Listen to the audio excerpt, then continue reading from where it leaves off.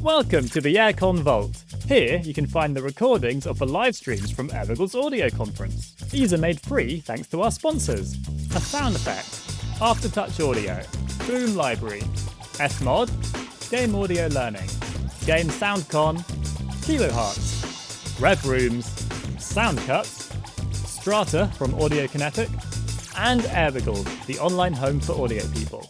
We hope you enjoy the video. Alrighty, welcome to Mobile Audio 101. I am Michelle Fuzari, and this is my cohort. Say your name. Hi, I'm Anthony Bruno.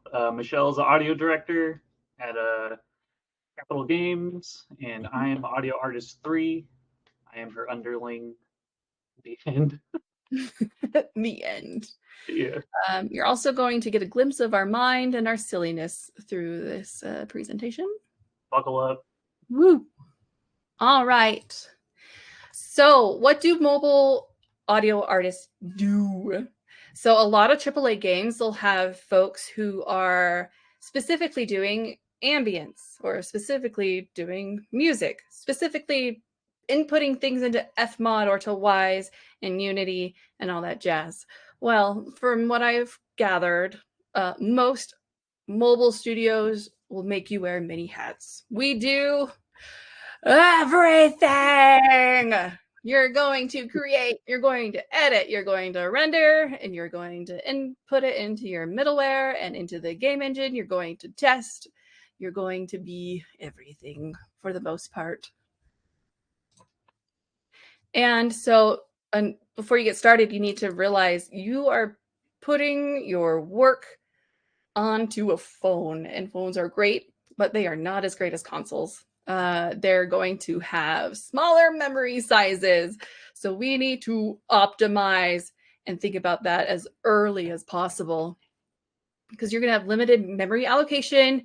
So that means when you create assets, you should be trying to reuse those as possible. And you'll have to sacrifice audio quality depending on like importance. So like Foley, you could compress that into mono in your middleware, or just do that, you know, in its own render. And so that will be mono, while everything else that you want the players to focus on will have more quality. And music's gonna be huge, man. Music will probably take up a ton of your stuff, your memory and allocation. So you'll need to think about which music pieces do you want just to be like a render of a stereo file? Which ones do you actually want stems in there in your middleware to be interactive and stuff like that? Because that will end up taking more CPU and memory usage. And what we mean by sacrificing audio quality, it's not necessarily like, I guess, you don't want to render out at like low quality, which you can if you want to already have a reduced file size. But like typically what we do is we render out at like a very high quality 48, 16-bit, and then we compress down within our middleware.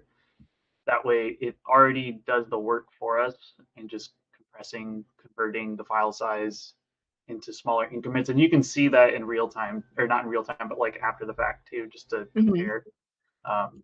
So that way you're not like super worried, oh, I rendered out this really good sounding sound effect and it's at a higher quality, a bigger file size, and I hope that it doesn't sound as terrible when I convert it. But you can adjust settings within your middleware too to like test what's it going to sound like after I make all these fine adjustments of like, do I want a lower quality, low compression, and like a lower bit depth, bit rate, all that good stuff. Yeah. So it's just a lot of testing here and there. And so like our game has been out for almost 9 years now. So this is we're dealing with a big chunky game. So like for us, we need to figure out like what we need to sacrifice, what needs to be the focus and stuff like that. We found that we like the Vorbis compression the most because it keeps a lot of the audio quality, so it doesn't sound like too much like crap. So it compresses that and then keeps the quality, which I think is very important, because I know there's like some quick games that you can find on mobile devices and it's just, you know, not the loveliest to listen to. Another thing you need to keep in mind is phones, especially like if you're putting on your game onto older phones, they're going to be processing those stuff, your audio differently than like console and stuff and newer Mhm. phones. So your CPU might have spikes, especially if you're using real-time parameter controls or RTPCs. So that's like if you have a car revving up and you're telling, your Y's or Fmod is talking to your game and like real-time changing audio stuff. Same with like matrix verbs and room verbs and Y's. You could have it be interactive, but mobile, you'll probably want to stick to just creating, those single verb reverbs that you can just call in your events. And sorry, we use Wise primarily, but this also can kind of transfer into Fmod a little bit. And another thing you need to realize is when you're creating sounds, anything that has frequencies that are like 1K or greater are just going to really come out on the phone speaker. The phone speaker can't really handle the bassy tones. That said, I like to edit and create my sounds in my DAW and use my nice speakers and my nice headphones, make sure it sounds nice there. And then I'll put it in Wise and have it, compress. And then from there, we can see if it actually is going to sound absolutely terrible on, Mhm. your phone. Or you can, render it out and then try to play it on your phone somehow. Like if you have Discord or no, well, do it in a safe NDA space and then listen to it on your phone. Yeah, Michelle and I like to, I guess, render everything out first before, Mm-hmm. and then just like get quick video, or even just like send the audio file to each other or to ourselves. That way we can listen to it on our phone, because it's like, oh, this is probably going to be what it sounds like in game.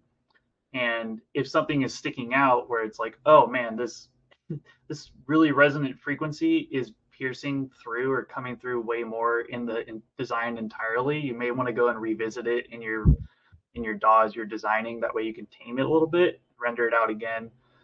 It really does save you in the long run, because you're not constantly like going back and forth. You're implementing it into the game and saying it's done, but then you go back and listen to it later and you're like, oh crap, I gotta redo this because that frequency is sticking out. So Mm-hmm. quick iterations like that are super helpful, where you can just like put it in a DAW, render it out real quick, send it to yourself, listen to it on a device. Is it good? Then you can like continue with your process or however you work.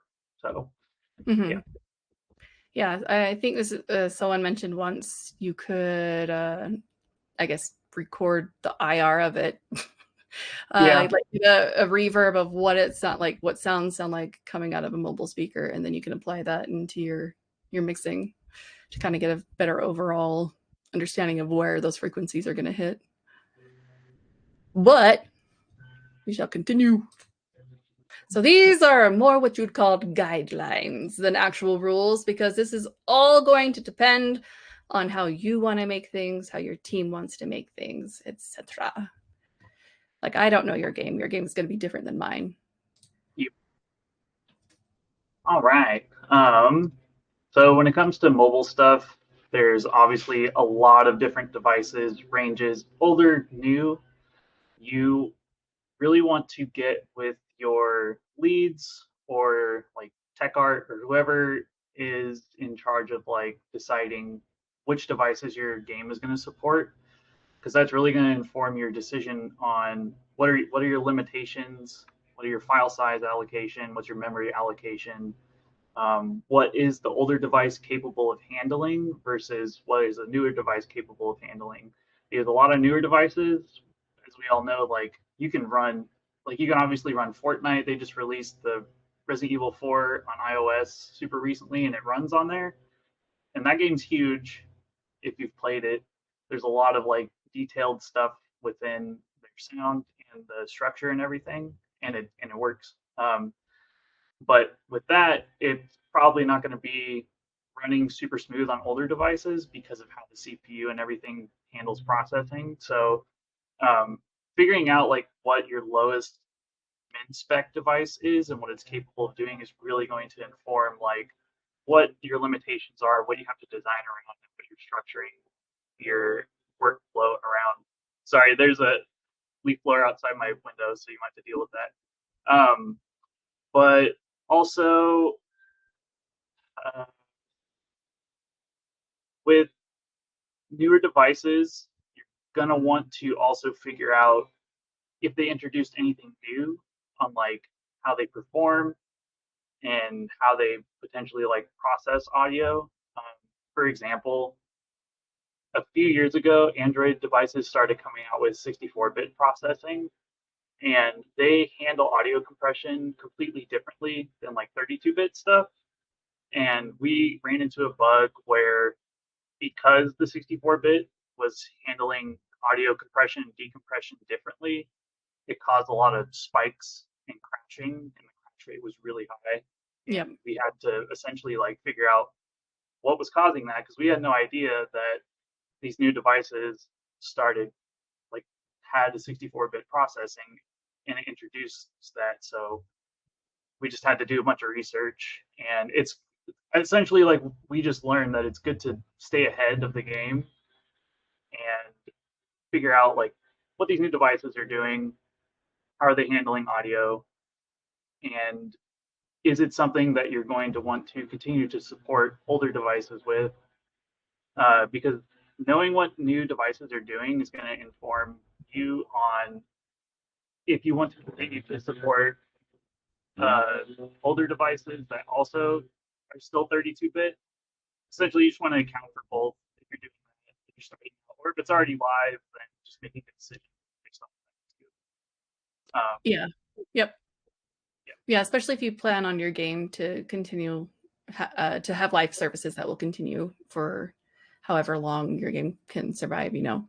So you have to keep in mind, like, well, if new phones are coming out, what are they going to be doing? Are they going to be impacting memory and stuff? So yeah. Yep.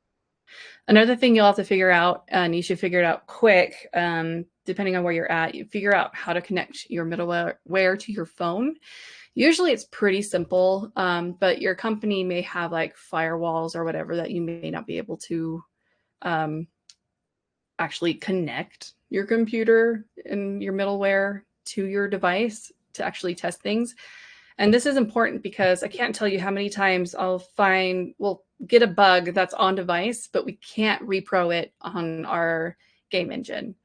So figuring out, like, you know, getting your phone connected, or your phone connected to your middleware will save you a bunch of time when you're bug fixing, because your profiler will just tell you like what's happening and give you more information. Yep. Yeah. It'll be your best friend. I can't tell you how many times it saved us. Just like, oh, we had this, like, for some reason the audio wasn't playing on like a cinematic or something, or after the fact, but we learned that, oh, we accidentally set a state that said duck and lower all volume and ambience and everything, but coming out of something, it didn't reset anything, and we didn't know why. So that's super helpful to like just go in and figure out like, oh, no, we have to do this again to reset everything. Yeah. And then you want to take the next one, or you want me to do it? I'll do it, because you sound like you have a convolution reverb on you of leaf blower. So your voice is singing in with that, and you sound like a kind of cool robot. So another thing you'll need to be aware of are the rules between Google and Apple for your submissions. You need to make sure that you're following all the rules. Otherwise, you know, it's going to be sent back to you. And it takes time submitting to Google and Apple and getting approvals. So like a couple of them are, you need to have a way for people to turn off sound effects. You need a way for people to turn off music. Like, those are the basic ones. You can go all out if you want to like have multiple buses and multiple sliders in your menus if you'd like.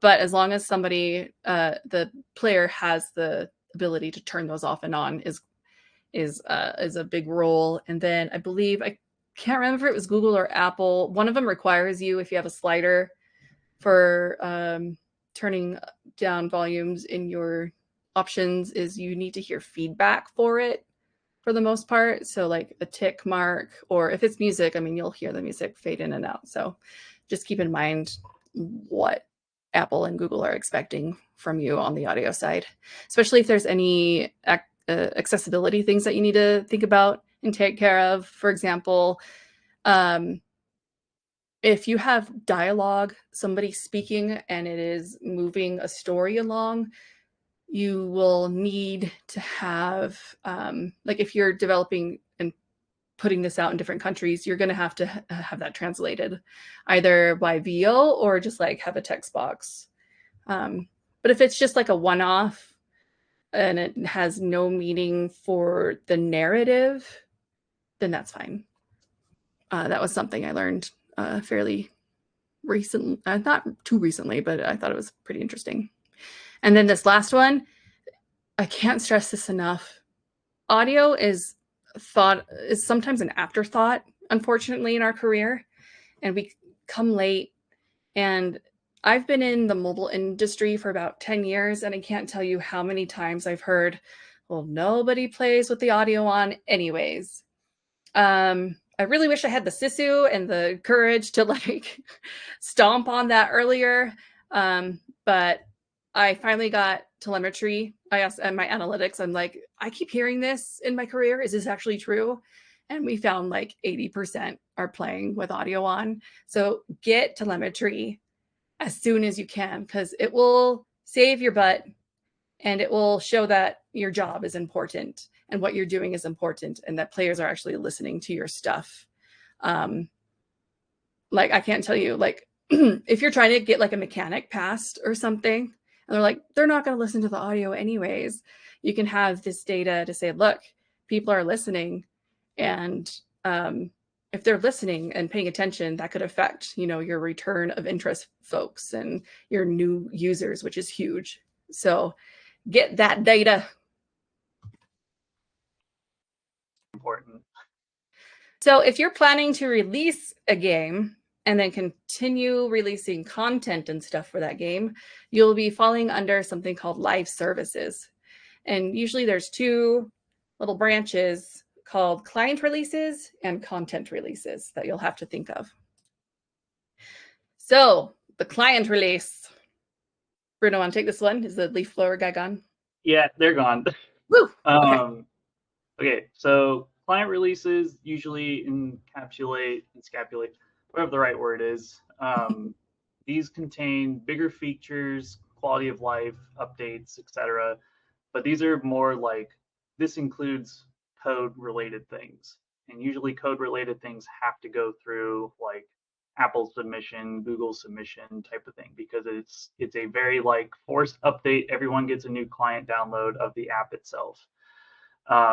This does require lots of planning and communication with those teams, because you're usually going to be doing both client and live releases coinciding. So like getting your schedule planned out is going to be super helpful, and helping the team understand that like while you're doing this thing that's coming up potentially alongside this thing, how is it going to work? They got to know that you're bogged down every now and then too. Yeah. I make sure you are part of like all those meetings if you can. Mm-hmm. Yeah, because a lot of folks won't realize that, you know, audio is going to be a part of that for some reason or another. Like if they're creating a new modal or a new screen, you're going to have to touch that because you have to set up states and stuff on how that audio is going to work. So just make sure you are communicating with all the departments and that you're aware of what's happening. Either you, no, it really should just be you, but also like your schedulers and your producers and your dev directors know as well. So you can get it, you know, visible to everyone so everyone can see and your schedule won't be too bogged down, hopefully. Yep. And alongside these are mostly going to be where like you potentially have a new, like your game engine updates, like Unity, Unreal, whatever you're working in.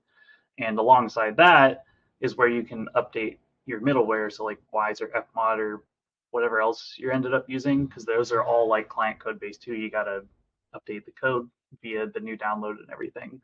But yeah, these are typically like spread out more in release time, so like 3-ish to Yeah, however long. because usually they're chunky. So yeah, it's usually a pretty big update. But these are all like, this is very dependent on like how the game is set up to be run, because there are some developers and games that always only do client updates like this, and they don't do separate updates where they don't need code and whatnot. So it really just depends, and mhm. it's yeah. So Yeah, yep. Like I said, they're more like guidelines. So now you have content releases, and these usually only contain asset updates. So there's no engineering code whatsoever. It's just you touched a prefab or you touched where we work in Unity. So I'm not totally for understanding of Unreal yet, but like you check in, just stuff that doesn't need engineering, basically. mhm. Um, Usually, again, it depends on your studio, on your development. They release about every 2 weeks. So please plan things very, very early. Talk to people, be the squeaky wheel. Um, Become best friends with your scheduler, your DD producer, or whoever. Or if it's yourself, you could be your best friend too. Oy! So communication is key. Please, the last thing you need is for your job to really eat at your life, because I'm a big proponent of um, Work keeping life your balance. your work-life balance, Yeah. healthy. So communication is key. The more you can plan it out and the more communication you do, the easier and the more smooth the pipeline will be. That way you're also not working on assets that VFX and animation are also working on at the same time, because you guys could smush each other's work. And then that's, you know, usually if you have like Perforce or whatever, you can, get things back into order, but sometimes it can really mess up. Mhm. So on with that, it's good to get with your scheduling and see if you can try and get VFX and animation to have a due date before you, rather than all art is due on this day. That way you can at least have a week and you're working on the final asset. Because I know sometimes audio can change depending on what you're seeing. So if you can do that, your life will be great, and you won't be this guy from Kung Pao being beaten by a whole bunch of sticks. And if you get it, to a nice, smooth place, you'll be like Betty.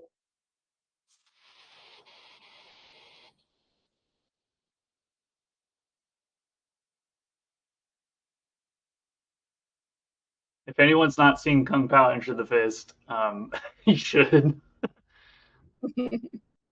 And then the last point in what makes a content release versus a client release different is if your entire project is set up to run this way. Um, Within Unity, it's like this. I don't know what the packaging stuff file structure looks like within Unreal or anything else. Even proprietary software will probably have their own thing. But essentially, there's a streaming assets path versus a resources to package path. Um, and these are defined as streaming assets gets bundled in with the client itself and the initial download. So when you download the game, it's going to download all the necessary audio that's needed for when you start the game. And then the resources to package is slightly different, where like that stuff gets side loaded depending on like either progression in the game, uh, if you need it for like a specific area later, and those usually you can touch all the time and modify all the time. Whereas like say if you needed to update something or add something within the streaming assets directory, you can't do that unless you do a client update. So it's good to keep in mind that like whatever you end up putting in that specific path that gets bundled with the initial download, that you need to make sure that everything's there. You're probably not going to touch it for a long time. And if you do need to touch it, just got to schedule it properly with like, oh, we're doing a client update. This is probably my time to go in. Because if you go in and adjust it and like say there's like a bug fix that you need to do, you push it to there, it's not going to come until at a later date than you think, because scheduling and stuff. Mhm. But essentially, like resources to package is the area where like, oh, here's where all the bulk of my audio lives for the rest of the game. And this is going to be like, it's going to be the most beneficial for a live service. At least I think so, because we've been doing it for years and it's been working for us super smoothly. Is like, you get to add, modify, remove, do whatever to this specific area with all your audio without needing client code. Because I think I was saying earlier, but if you need to do something with like this affects the initial download audio or client code, you have to keep resubmitting to Apple and Google to make sure it's copacetic with them so that you can push it live. And that process usually takes like a week. So if you have a live bug that you need to fix that's super detrimental, it's crashing, it's going to take a while to fix if it's within client code type stuff. But Mhm. with resources to package, where everything you can, all your bulk audio lives, you're constantly adding and modifying there, you can get a live update out within like a couple hours or something because you're able to just do asset modifications rather than code and those bundled asset modifications. If you have any Um, more questions around that, I'm happy to answer. But and usually, I think like your team will be in charge of creating that separate folder for your assets to go Mhm. into. Because I know when you put in Wise into Unity, it's gonna like generate everything and it's gonna make it go all of it go into like one folder. So you'll just have to Yeah, get with how, your team on how they want to divvy that up, so you can allow folks to download stuff, in yeah, chunks rather than they have to download the whole audio asset stuff yeah. all over That's again. actually a good point because if yeah, if you do use Wise and you download it, it doesn't create a resources to package folder for you, like Michelle was saying. So we have to do like specific under the hood, copy this thing and move it to this thing type of thing because everything always goes to streaming assets, and we just have to like do a workaround that says, oh, put it here instead because we have different platforms we want to manage, and also we want it to load and get delivered like this too. So just Yeah. a few things to keep in mind with it, but As much as I love you, Kung Pao. Okay. So live operation or live ops is a big umbrella. It's not just including you, it's including people who work on new assets. It's including marketing and designers to, oh, and like stakeholders, just anyone figuring out like sales and operations. When's the best time to have a sale in your game for something or another? When's the best time to start pushing out marketing videos? Where is that going to go? How are we going to message our players and our community? And are we going to get the community involved? Like, are we going to have campaigns and stuff? I can't remember for what person it was, but when Capital Games was releasing somebody, we actually had a campaign where folks would try to find clues and it would send them somewhere else. And eventually it sent them to our community manager's like RC car, and the person who like logged into it could like control it, and you'd have to go through this maze, and that's how you found out what our next character we were going to release was. So just like fun things like that, and we all have to think about that stuff, and it's like a huge umbrella and it's really fun. It's kind of stressful, but it's fun.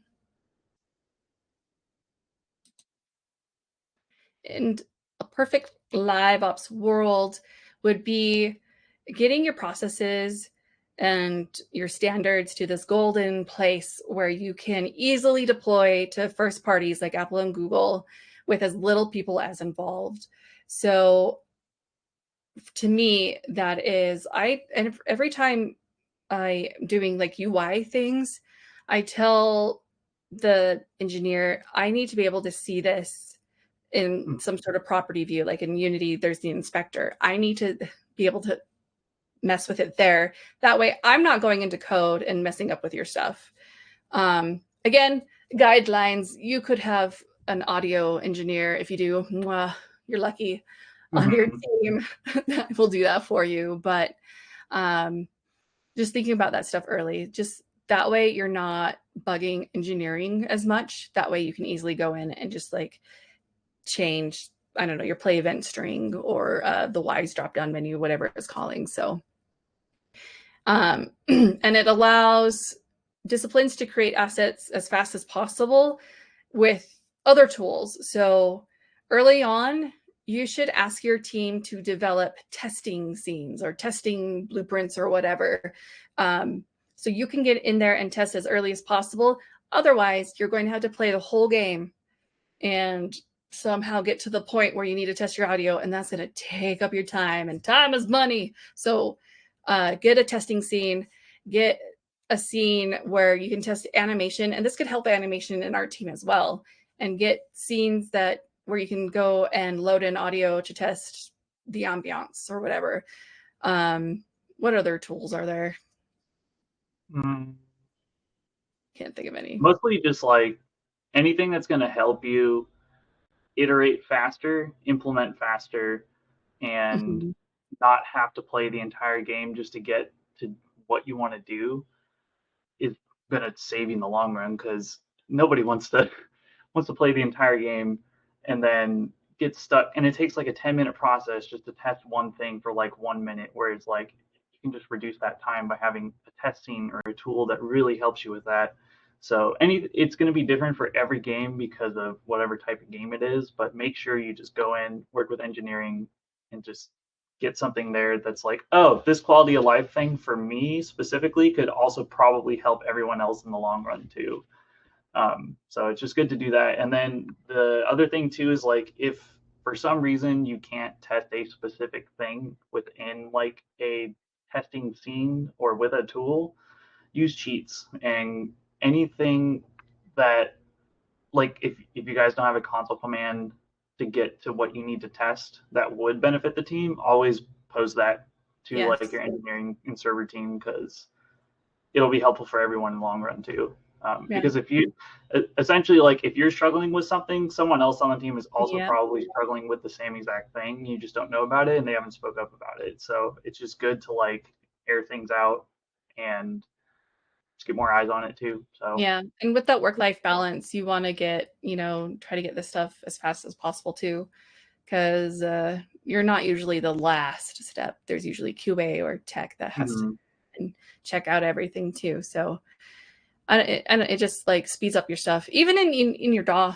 If you can find things that speed up the the NVK tools scripting for Reaper is mwah, and has stuff a great ton. So just thinking about all that stuff to help your processes. An example outside of audio is like designers seeing what is already available in the game, taking that and quickly adding content to the game, just so we can keep players engaged. Especially if your game is really big, your players are going to be wanting, hey, where's the next thing? So. And it really helps you too, because you're essentially just doing sanity checks on new events, new features, new characters, rather than just like, I got to create this entirely new thing for it, where I can just like, oh, this exists already. Let me go test it real quick, or just quickly implement and just reuse, which is like what we're kind of all about, and as much as possible to a certain degree. So to a certain degree. Because it doesn't mean you shouldn't just constantly reuse.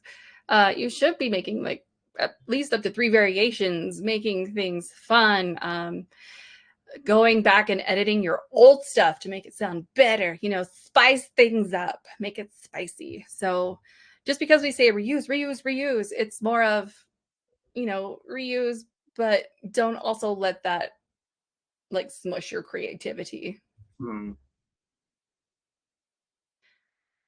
Other things to consider. Make sure your files that you are pushing out in your build are not easily data mined. With Wise, it will pack the sound bank info in there with and it will list all of your play events. So someone could easily like differentiate this file from last file and say, hey, they're naming stuff like this. It looks like this is going to be coming out. So try to get those early on. I'm not sure what Fmod does or if it sends any files like that into the build, but try to get those caught early on, because people will try their best to see, what's coming down your pipeline. Yeah. And it's really, really important to try and get audio involved very early on, and also to try and figure out, is this game going to be a live service game after it's released? Meaning, like, are we going to be constantly releasing new updates and new content to the game? If you know that, then you can set up your audio workflow and pipeline accordingly. Even like say you're using Wise or Fmod, you can get that structured properly to be able to support being able to constantly live update and push new stuff out. That way, things I mentioned earlier, but like bugs can be addressed without needing code. Michelle mentioned it earlier too, of like making sure that like anything that you need to add audio to is exposed and not in code. That way, you can just like modify a prefab or a blueprint or something without needing to do like a client update. Yeah, and then definitely once you have everything set up, even after it's live, test, profile. Make sure memory and CPU is good, because we've run into issues where, like, again, tacking on before, where we had the 64-bit processing thing happen with new Androids. We weren't able to figure that out without profiling the game, or until we did that. So it's just going to help with figuring out what's spiking, what's causing issues, and just making sure everything in your project is sitting well with audio and you're essentially flying smooth with it. Mm-hmm. We already talked about proprietary tools. Oh man, I had to go into like my southern accent for that. All right. Again, just getting scenes and stuff so you can test your stuff early on as possible. If I know Wise has a sandbox or a soundcaster thing as well, which is nice, but just getting something that's actually in game is also nice. Mm-hmm. Know your asset rendering needs. So maybe depending on your game, again, guidelines, you may need to render things out of your DAW as like a mono rather than a stereo file. It just really depends. For us, we make everything stereo, and we have Wise compress it for us if we need to. Again, I know we've said this a million times, but get involved as early as possible. I know that can be hard, because I know like freelancers and contractors out there will kind of be hired on at the tail end sometimes. So, but once you're in there, be that squeaky wheel, because it's important. It will help also determine any like financial budgets the team has to have. Are you going to have VO? Do you need actors? Are you going to have musicians come in to record, or anything that all costs financial budget? You also need to determine your game budget. How much audio, how much space do you have to actually, shove your work into? Is it more allocated to VFX and other art stuff and other things rather than you? Like, you need to figure out what that budget is so you can keep that in mind as you're like profiling to make sure you're not meeting the cap. And then of course, audio direction. Like, what if you think of a fabulous mechanic that would make the game so much better? And it's better to have that early on than later. So just And things.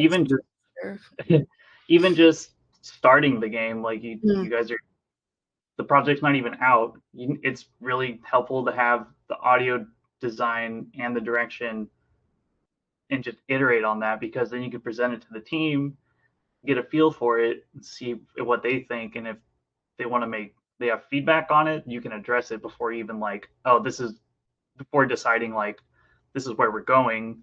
It's already implemented, and then you have to go and redo a bunch of stuff.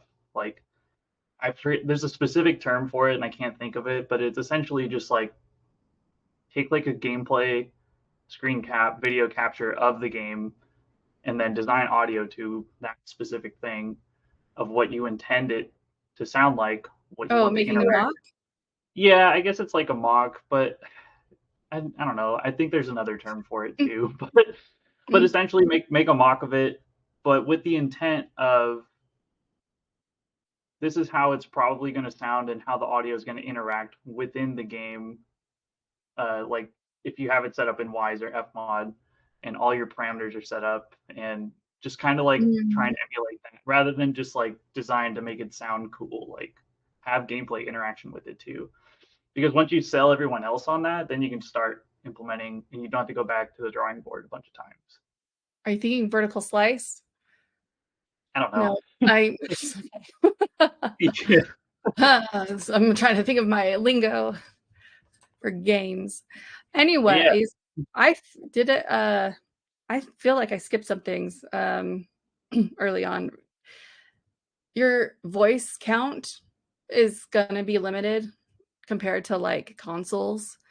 So we generally try to keep things around 25 voices. All the audio directors that I've talked to, and just as we try to define the standards of mobile, we've decided that around -14 to -17 LUFS or loudness is kind of where we want things, just so your phone, can really pick up those tones. So it is going to be louder than console games and stuff like that. I think those are the only two I missed. Yeah. Anyways. Yeah. Any questions? Let's see. I'll go to the QA. Ooh.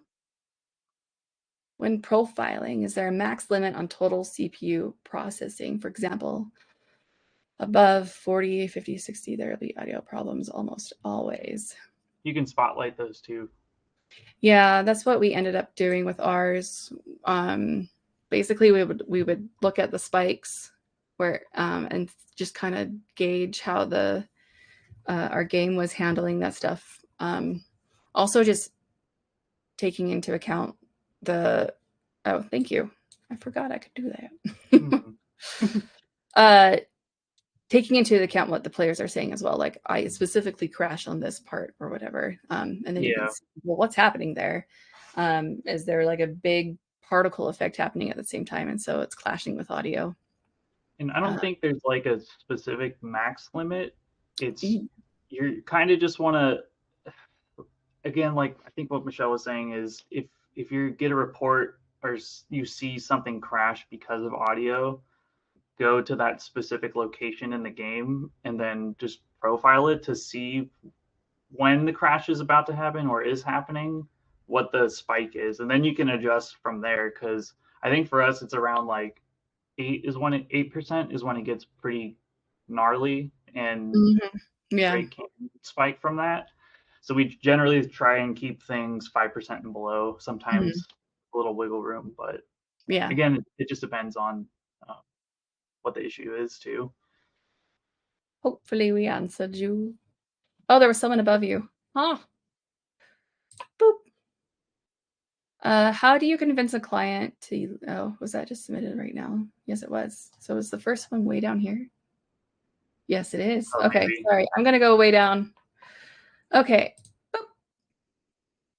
Is there a reason why mobile standards are -17 to -14 in middleware? And what happens? Oh, I dropped my phone. And what happens when you deviate from that? Again, it's up to you and your team. This is kind of a standard that my company has been moving towards. We like that audio is louder on your phone, just so that speaker can really pick up those tones for you. And then it's also easier, you can just lower it, but we've just all decided that we like it having lower rather than, I think AAA is around -22 to -24. Yeah, and that's mostly because they're AAA games, console, PC, what have you, have more playback devices, than mobile does. So I guess it just wants to make sure that it can handle being played on there volume-wise. And there's not too big of a spike. And as far as like deviating from it, it's really up to you. Like you can make it. I would recommend not going lower because of Michelle's reasons, but if you go higher, it's probably okay. Because our game was super, super, super loud. It was. I think it was -10, and it was like everyone was turning the volume down because it was so loud. Yeah, our game was a bit too loud, but yeah, it just depends. So yeah, I think we were hitting around like -12 at one point, and we're like, let's get this baby down. Yeah. And again, that's also to say you can set up something early on and then you'll be like, well, I don't like that anymore. So, not easily, but just like plan that out and you can, edit it as you go on. And then I know again, it's been forever since I touched fmod, but Wise, you're able to have different settings depending on where things are going. So a lot of the trend that I've been seeing a lot lately is everyone's trying to cross-platform now. So games that are coming on console, they're making a version that goes on mobile and vice versa.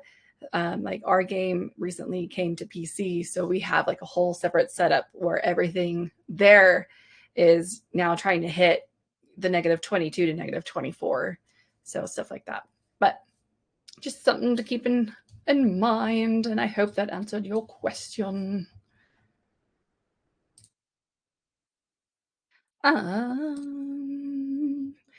Would you have separate mix profiles for when the output is set to phone speaker versus headphone output? I would absolutely love that, man. That'd be great. If I had the time and the resources and all the data to say, hey, let's do this, then yes, you could do this early on. You definitely can have separate mixes that say, I was gonna say, I recommend doing this as you're building the project. If it's live, it's going to be a little harder to like get that in, because you have to convince whoever is in charge of like any coding feature, because it's going to require that a little bit to say like, yeah, this will have a better return of investment for you and for everyone else if we wanted to do that. So it's going to be harder to do that when the game is like live and you have more stuff that you have to work on. It's always fast paced, and it's got to make sure it's worth it. So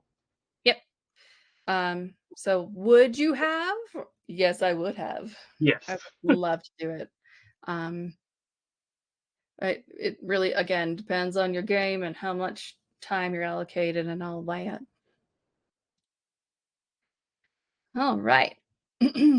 What about minimum spec devices versus the new hotness? Are you making any accommodations, changing voice limits, changing audio compression settings, different mixes, frequency-based, dynamic, range, headphones, other? I mean, yeah. Do we...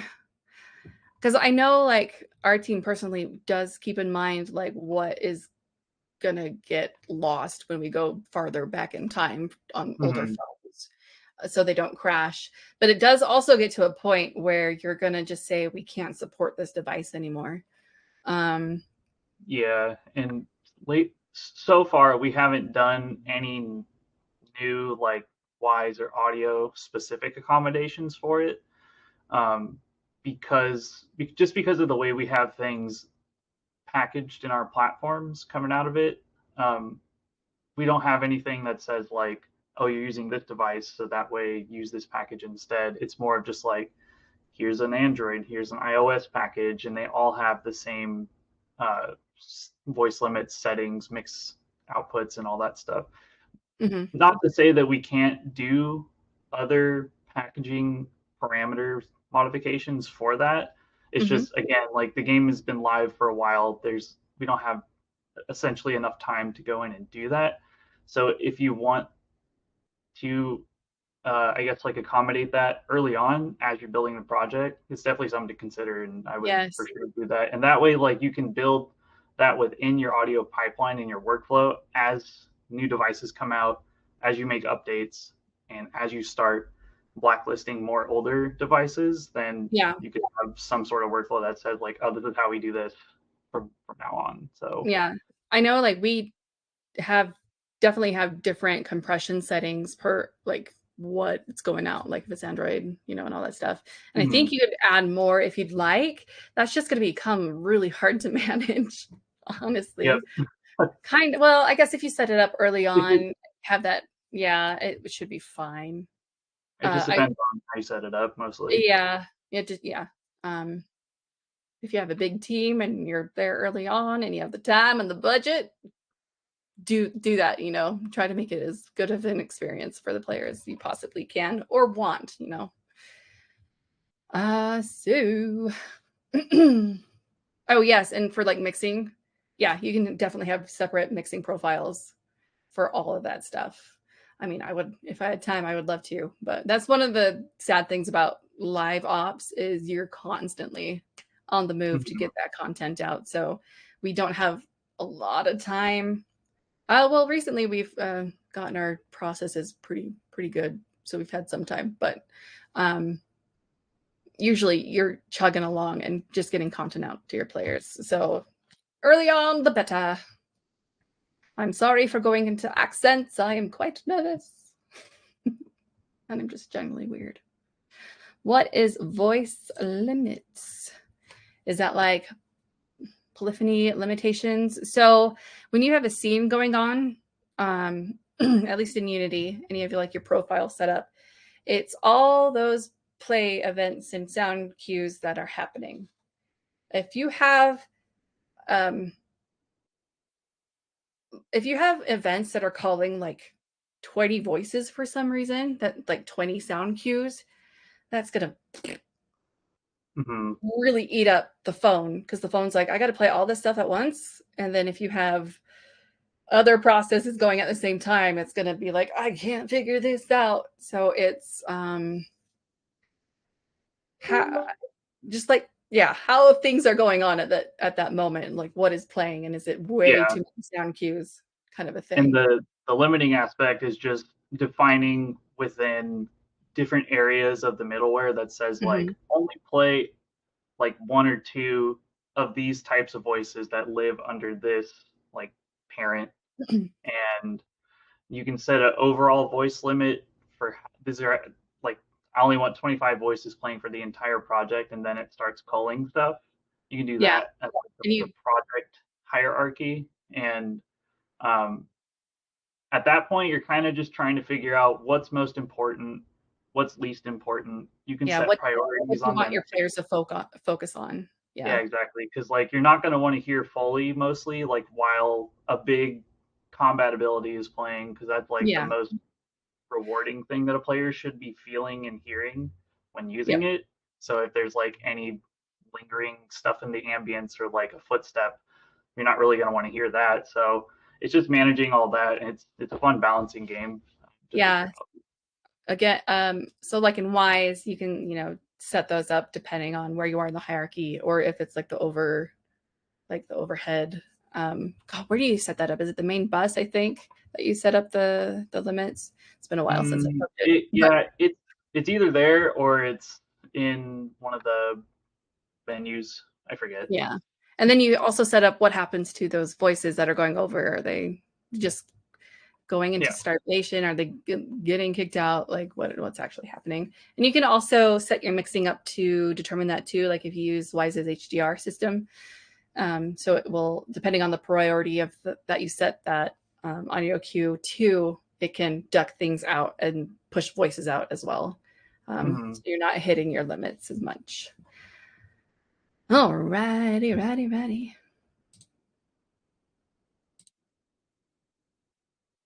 What would you say is your favorite thing about sound for mobile, maybe as opposed for doing sound for console, TV, etc.? This is kind of hard for me because I've been in mobile my entire career. I mean, I guess my favorite thing is I get to do everything. There, like I said, there's some people who are like, I only do ambience work. I only do Foley work. I only do this. I get to do it all. I get to do cinematics. I get to touch this and that and that. And that's really fun. I like, it's stressful. I have to do, we have to do so much, Bruno and I, but we're also expanding all of our skills in so many ways. Yeah. I would say mine is, I think I like the challenge of working within my constraints, because knowing what your limitations are really informs your decisions on how you design something and how you implement it. And like with our game, you can adjust the game speed, and we have to account for that with abilities. Because if you just have like, if you let it play at one speed, the base speed, and you do a character ability animation and you do one long render for it and it's perfectly timed, as soon as you put it up in a higher speed, it's not going to be in sync at all. And then potentially you're going to have so many other long renders playing, constantly overlapping each other, and that just builds your voice limit, and it's not going to sound very pleasing. And so just trying to figure out like, oh, well, if it's at many different speeds, I have to break it up into certain chunks of like, I want to build into an impact type of thing. That way it is timed and it gets cut off properly. So I think again, just like working within your constraints is super, super fun. Yeah. Yeah, thank you. I noticed a noticeable delay when using Bluetooth earphones, given that most modern phones no longer have an aux port. I'm curious how this might affect gameplay, especially for timing critical cues for like a shooter mobile game, or for example, or is it just my cheap phone earphones? That's a good question. It sounds like it could just be like your phone and how it connects. But in like Wise, you have parameters where you can say, please, like look ahead on the sound and make sure it is as in sync as you can possibly get it for this part. It takes a lot of, CPU for that to happen for the most part, but that way, like things are actually hitting where they need to be, or just like how you're planning on triggering those events. But yeah, I'm going to be honest, I can't totally give you a straight answer on that question. Yeah, I'm not sure either. I'm just, it's your cheap headphones. Get new headphones, girl, or boy. I just lost my spot. There we go. Boop. Headphone, bass, spatial audio, 3D audio on mobile. You absolutely can do that. When we were, I don't know what like I can actually say. So I'm just saying, like, you can actually have spatial audio set up for your mobile thing. Just know the spatial stuff, if it is using a lot of parameters and a lot of talking within the game, it's going to eat up the CPU. So new phones absolutely can handle that way better. But yeah, if you end up having more complicated stuff like that, you'll have to think about how that's going to work on the older phones. But yeah, I've heard like we've poked at it before, and I know of some games that have used, I think, spatial audio awareness as well. I think there's a couple indie games out there that try to focus on that just for accessibility for those who are hard of seeing. So there's stuff like that. So definitely you can absolutely look into that. Just know it's going to take up a lot of CPU. So just have that profiler running as you go and test. Like we're a little over time. I'm cool to keep staying if everyone else wants to do so. Are we over time? I don't know. Did I think Lewis? so. Is Lewis kicking us off? I don't know. um, Just keep going. I know. So do we have a source for the 80% players? I have an actual, I have a Jira ticket that my team put together. So I do have like that data. I don't know if I can share it though. But yes, it would be handy to like actually show people, but you can, I don't know. I guess you'll just, for now, take my word for it. Yeah,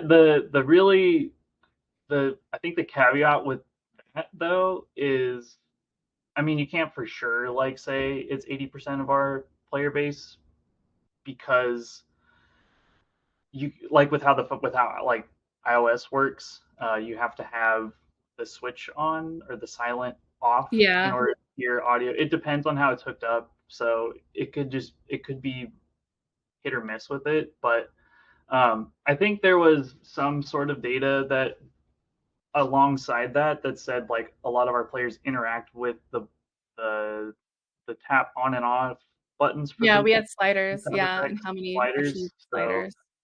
yeah, I mean, I think that data was pretty high Yeah. too.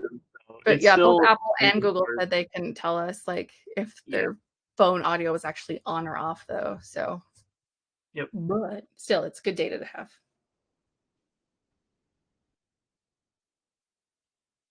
I would just say if you need to show that to your clients, next time you get a gig, Lewis, I would become friends with the analytics team. Talk to everybody. Although Lewis said we have until 20 after, so we're good. Okay. How much time do we usually have to design and implement all the sounds from the moment they bring you in? It really depends on your game and how their processes are. Gosh, man, before we, got things figured out, actually started communicating together, I've been a part of teams where I've only had, oh man, there's assets I've even pushed where I only had a day to hurry and put it in, to put something in. So it really is going to depend. I'm lucky that a lot of the people now that I work with, like we really care about our work-life balance. And so we've really polished our pipelines and stuff. So now we usually get even if we hop on early, sometimes we can hop on early for free, like before the storm, and we can hop on like a month early, especially on big items. Yeah, if we get like a huge thing that's coming, we get on that stuff as soon as we can. Yeah, but again, it really just also just depends on the project and I guess like how understanding how quickly you can work, like how you can design, create, implement the entire process. That's going to be good to know. And then also like uh, if you're on the project for a little bit, it's good to like track how much time it took you to do it from start to finish. Like not like everything, but just like say like you're given a character and you have to do the abilities and like everything that comes with it.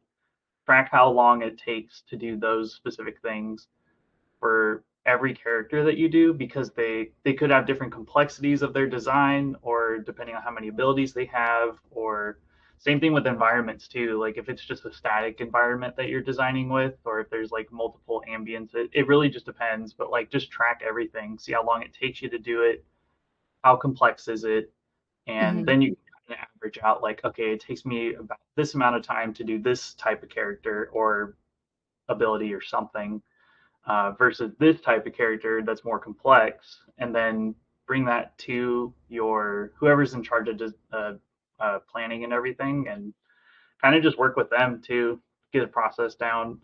Processes are super important, and you'll prove yourself more valuable by like, I guess, like calling out that we can improve this all the time. Yeah. So they commented that they were brought on a project that was in development for 3 years. And then they said, you have 1 month to do the audio. Oh my God. That's horrible. I would track your hours so they know how long it actually takes you to do stuff and be like, hey, this isn't just like oh man, another thing you'll hear is, oh, you got to just add those bleeps and bloops, and you're like, it's way more than that, it's not as easy as it sounds. So get that data. It will save your butt. And I'm sorry that you have or that you had 1 month to do that all, because that's crazy. That's absolutely crazy. I hope it was a small project or something, or I don't know.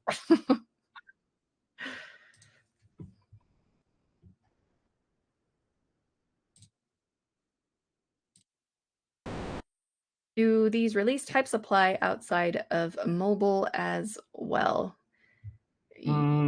Yes and no.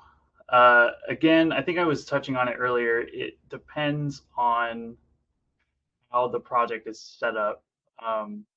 Because some projects aren't set up to do like just asset only releases like we do. It could be like they only update the client type of thing. And I think that's mostly with console games. There are some mobile projects that do that too, from what I've seen. But it really just depends.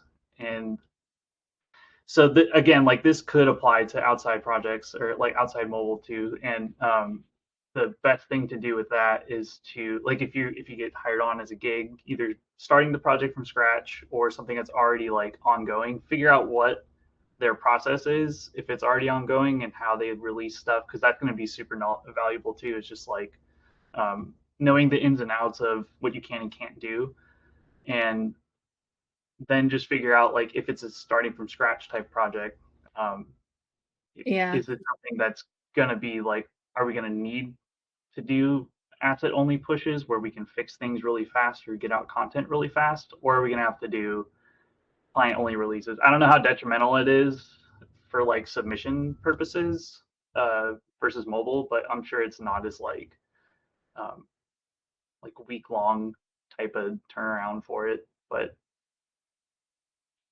Yeah. Um,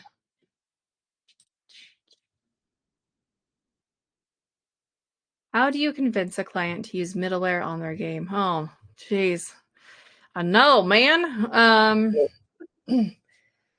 So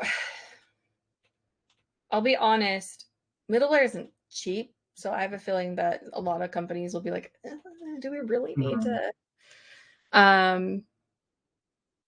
How would you like?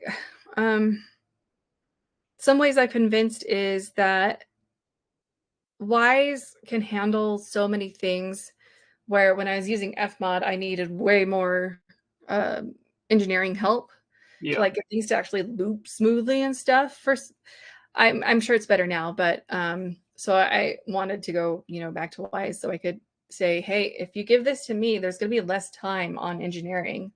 mm-hmm, I am going to be able to do way more things that I have, in my head creatively that I can do in here, rather than having someone else determine like how it's going to sound or how it's going to act because it has to go to like engineering or whatever. So, uh, I would still say get the data. You'd still have to let them know how much it's going to cost. If it ends up being free, if it's like indie and you're not getting, money from your game or whatever, then go for it. it's a specific amount of money, but Yeah, because they have specific tiers based yeah, on, and I think I don't know if Fmod does too, but um, yeah, both Fmod and Wise will definitely help alleviate the engineering team later on, and it will make you putting in audio a lot more smooth. yeah, and it'll even just not even just like alleviating stuff from engineering. It since you're familiar with it, if that's what you're trying to sell, like like say you know how to use Wise in and out, uh, and like different things that you want to do with the project, it'll just help be like, well, I can implement and iterate faster rather than like I got to use Unity's or Unreal's like proprietary system that comes with the engine, and Yeah. that's just learning something new Yep. entirely, which I recommend doing if you get the chance and have the time to do it. Mm-hmm. But again, if you're really trying to sell middleware, like it is, yeah, it's Get that data. mostly, yeah, Get that data data. and Show it to them. Say, yep, like, even take screen captures and video of what you're doing and say, because you can download Wise for free. Um, and you just have like a limited amount of voices you can have or something. But but you can freely work in there and learn the systems. So just show them that, like, hey, I can do this and this and this, which would really need engineering help and would take forever. It would be like a huge feature that we can just do in like a couple minutes or something. yep. So that's a hard question. That's a good one though, because man, I know that struggle. Is it worth it to make mono and stereo sounds knowing that some phones will just compress it and possibly make it sound mono or users won't know the difference? Uh, Mm, uh, I mean, yeah, so again, it's going to depend on your project. I like making everything stereo. I want to make it the best quality as possible. Um, I want, and my work to sound good. yeah, and you can still make like very good sounding mono stuff, but it really depends on the use for it. And now, I mean, most phone speakers, if you turn it sideways, it just plays everything in stereo rather than like I think it does if you have it the other way too. I can't remember, but it just depends on the need for it too, because yes, the phones can compress it a little bit more potentially, I think, but you're the one that's defining that compression and conversion before the fact, before it even hits the device, like what it's going to be compress to. Because like within Wise, like again for example, how we render out only stereo. Um, Within Wise, you can reuse everything, like make a copy of it and put it somewhere else, and then it just calls the original as a reference. So I can have my stereo render get converted down into mono and compressed, and then it outputs that way. But if I want to reuse it as an actual stereo render, I can just move it, like copy it into something else that keeps it stereo and just compresses it a little more. That way it still retains quality, but it's used in a different way. Um, so to answer your question and to echo Michelle, like it is worth it to do mono versus stereo. But again, it just depends on your need and the use of it. Because even if you're not only because you're not going to solely play it out of your phone speakers, you're going to use headphones too, or other users are going to use headphones. So making that experience nice is the payoff, I think, too.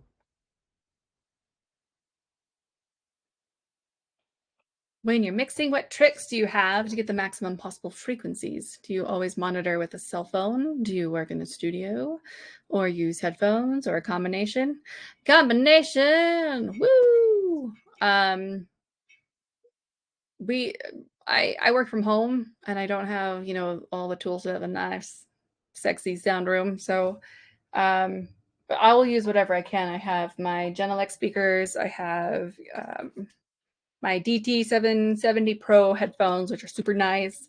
But then again, like I said, I like listening because we found that a lot of our people will listen on just different devices. Like there's a guy who, on breaks, he'll just go in his car and he has like a nice sound system, and so he'll play in there. So I like trying to get as much as I can. Yeah. And then for like getting maximum possible frequencies, we normally just have I think it's called a spectrograph, some sort of meter that on your master bus that outputs like the entire frequency wave and curve. Kind of just like monitor that a little bit to see what makes sense for the render. And that just depends on the design too. So for example, for like an ability, you kind of want to hit every frequency range here and there depending on like the point of the ability. It's just down to the sound design itself. So I don't know what I'm trying to say. I think it just depends on on like how the design is coming along. Mm-hmm. What part of the design is responsible for which frequency. And yeah. And like I said, you could get really nerdy with it, and you could actually play tones through those speakers and record, what that sounds like to get that image. And then from there, you can use that to set up convolution reverbs or whatever you need to try to listen to what it would sound like in those different aspects. Super nerdy talk, but that is something you can try out. So. But yes, as in general, I try to do a combination of things just because I know my players will be on all sorts of things. Or our players. Okay, we have 3 minutes, and there's 1, 2, 3, 4 questions left. We'll try to get through these pretty quick. I think it was addressed, but below, what frequency is audio inaudible on mobile? I suppose high passing on that amount is totally acceptable. I can't remember the frequency spec, but we had some tones that were super low. But you got to remember that energy is still coming out of that speaker for the most part. So if you have like super low bassy stuff, it's still going to go into your player's ears, especially if they're having headphones on and like ear pods, especially. So we generally make sure that there's an EQ on the bass as well, just to capture those tones in case we don't catch it for some reason, because I don't want that energy getting out into the player's ears. But I wouldn't totally high pass the low end, because you also got to understand that you're not just designing and mixing for a phone speaker. Like, you're still able to use headphones or any other playback system. So if you high pass low end, which you can do like on a separate mix output that said like, hey, I'm using my speaker versus headphones, that's acceptable, I would say. But you just want to make sure that you're not cutting out any necessary like frequencies that are needed for headphones or anything else too. Yeah, but if you have like separate mixing things that are going up per device, then I would say just go on what you think sounds best. But just keep in mind, you know, if you have that sub in there, even though you can't hear it on your phone, you're still gonna have that energy there, which can tire out the ears.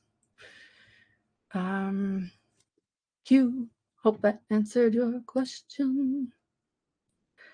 Oh gosh, 1 minute. How important is positioning a sound in the stereo field when on mobile? I suppose it makes a difference for players who play with headphones, but maybe not so much for people playing on the mobile speakers. I also suppose you have data on how many players play with headphones versus speakers. Like I said, we couldn't actually get that data, which really sucks. Yeah. But it's still important to have positioning in the stereo field because one, it's going to help via headphones. It kind of picks up on phone speakers, and the other thing too is it still sparks your creativity and gives you the skill set of like being able to position things properly. Like that way, you're not just limiting yourself on your designs, and you can be more flexible for, I guess, like cinematics and stuff, or even branching outside of mobile type things, because there are also games that are on console PC that get ported to mobile. So that's also a thing to keep in mind too. I know we are at time. There are a couple more questions. So what I might do, sorry, I need some water. I'm going to screenshot these questions and I will answer them. And I'll send it to Bruno too, and we can try to answer them personally and send it to you. Cool. Thank you guys for having us. I hope thank you. Entertained and made your brain a little smarter. And no, we probably made it a little more, huh? Hearing us talk with our weirdness. Thank you guys. Thank you so much. Please reach out anytime on Airwiggles. Reach out to me on LinkedIn. You never know. You know, I love making new connections and helping people out. So thanks all. Have a good time and a good day, and hope y'all are happy. All right.